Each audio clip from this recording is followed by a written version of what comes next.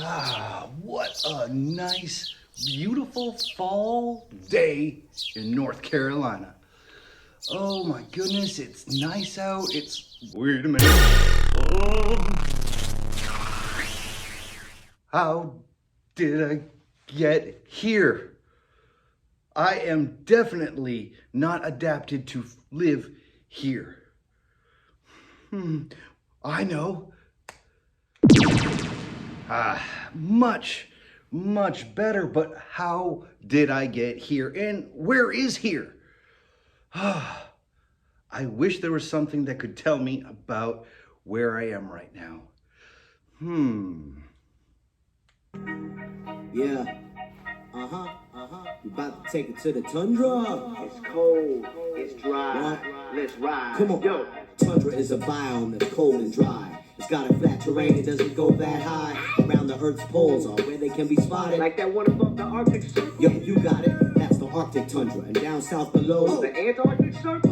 there it goes, the Antarctic Tundra. But it don't stop, cause some types of tundra are on mountaintops. In the winter, the tundra's under 0 degrees. In the summer, it's still chilly, under 50 degrees. Jeez. The tundra's latitude is so high, in the winter, it only gets a little sunlight. But in the summer, it shines all day and all night. That will probably drive me out of my mind. See, tundras are basically very cold deserts. Precipitation? Well, they get 10 inches or less. But it's so cold, ice stays on the ground. Yup, it's covered in snow for most of the year round. But in the summer, the surface, ice and snow melts. And that layer of soil underneath? There's something else. That's permafrost. It stays frozen every day. Since the water from melting snow can't penetrate, it creates marshy wetlands and ponds on the surface. The tundra is serving its purpose. Welcome to the tundra where it's flat, dry, and cold. It's freezing pretty much all year, truth be told. So it takes a special plant or animal to survive. Did I mention it's ice cold? You better look alive on the tundra where it's cold, dry, and flat. It's freezing pretty much all year, that's a fact. So it takes a special plant or animal to survive. Did I mention it's ice cold? You better look alive on the tundra. Because it's so cold in the tundra, plants and animals have developed some wonderful adaptations for their environment. I know I couldn't live there. Yup, I admit. Tundra plants like moss, like algae and grass are low to the ground and they gotta grow fast. Cause the growing season's short, plus they have shallow roots. There's only so much of the soil thaws enough to break through. Many Arctic animals like wolves and foxes grow 2 layers of fur in the winter, but watch this. In the spring the extra layer gets shed and you won't be in the tundra if your fur is colored red. See, white snowy owls, hares, and polar bears use their coloring to camouflage just like they disappear. Most tundra animals are thick and huge, like musk oxen or a caribou. Or they can be compact and small like foxes and hares. Yeah, check it out, y'all. They have small noses and ears relative to their size, so body heat stays near.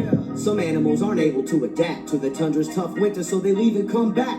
Some birds arrive in the spring to raise babies and bounce back down south. But hey, can you blame me? Welcome to the tundra where it's flat, dry, and cold. It's freezing pretty much all year, truth be told. So it takes a special plant or animal to survive. Did I mention it's ice cold? You better look alive on the tundra where it's cold, dry, and flat. It's freezing pretty much all year, that's a fact. So it takes a special plant or animal to survive. Did I mention it's ice cold? You better look alive on the tundra.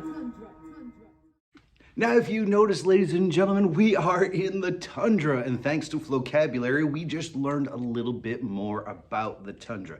This is a cold area. This is what we call a Arctic biome. Now, a biome is where living things, well, live.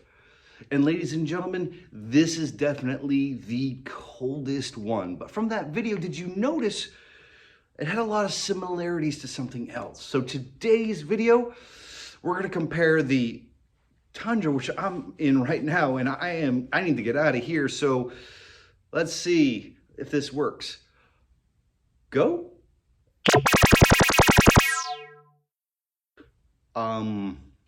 I think I've just entered the other extreme. Whew, I don't need this for this environment. I might want to keep these. I don't want to. Well, here's the thing. Right now, it is about 100 degrees out here. Whew, it is hot. It's very dry. Whew, I could definitely go for some water. How can anything live here? Where is here? Yeah. It's hot, it's cold, in the desert. Come on, a biome is a region characterized by a certain climate, plant, and animal life. Deserts are one of those biomes, right? They cover a third of the earth and they're known for being dry. Why? Because they exist in a location where evaporation is greater than precipitation. They can be hot, over 100 degrees, but in the Antarctic there's a desert where you'll freeze. These deserts are made when the air becomes dry, and 4 different factors could be the reason why. 1. Latitude, about 30 degrees from the equator, your chances of seeing a desert become greater. 2. Ocean currents that are cold, those are typically found on the continent's west coast. 3. Rain shadow, missing out on the rain that only falls on one side of a mountain range. We have a desert like that out in Cali, one of the hottest spots on earth, Death Valley. 4. Central location on a continent, right from the ocean, the drier it'll probably get. Deserts, they cover a third of the earth, and they're increasing in size. And they're so dry, it takes a special type of plant or animal to survive. Okay? Deserts, they cover a third of the earth, and they're increasing in size. And they're so dry, it takes a special type of plant or animal to survive. Now to call such a dry biome home, desert plants and animals evolved to survive on their own, developing ways to obtain and hold water. Cacti, they can do that like no other, with sprawling roots that grow shallow in the ground, so they can soak up all the water that's around. And they can store the water in their rubbery stems, and since they don't have leaves, all the water stays in.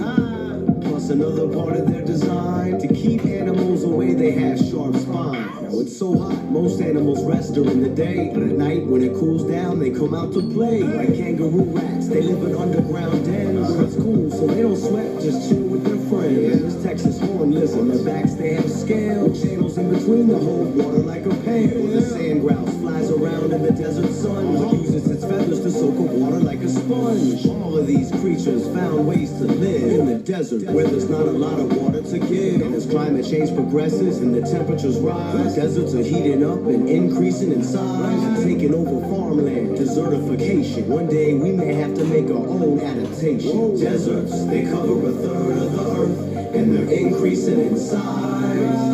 And they're so dry, it takes a special type of plant or animal to survive. Okay? Deserts, they cover a third of the earth, and they're increasing in size. And they're so dry, it takes a special type of plant or animal to survive in the desert. Thank you, vocabulary. The desert, I knew it. I'm in the desert. Well, first I was in the tundra, and now I'm in the desert. They seem like total opposites, don't they? We have the Arctic that is really, really cold. We have the desert that could be really, really hot. We also have where they're located. Now, if you remember the Arctic, we find in the very, very north part of the Earth, in the northern latitudes and in the very southern latitudes.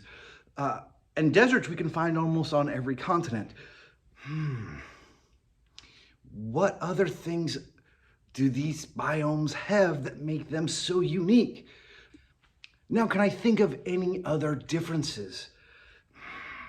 Well, definitely the animals that live there, but I'm not sure. Let's take a look at the animals for the tundra. Now, if you look around me, we see the snow owl, we see the Arctic fox, we see the snow hare, and we see the polar bear. We're gonna watch out for the polar bear. And one thing you notice is, well, they're all white, aren't they?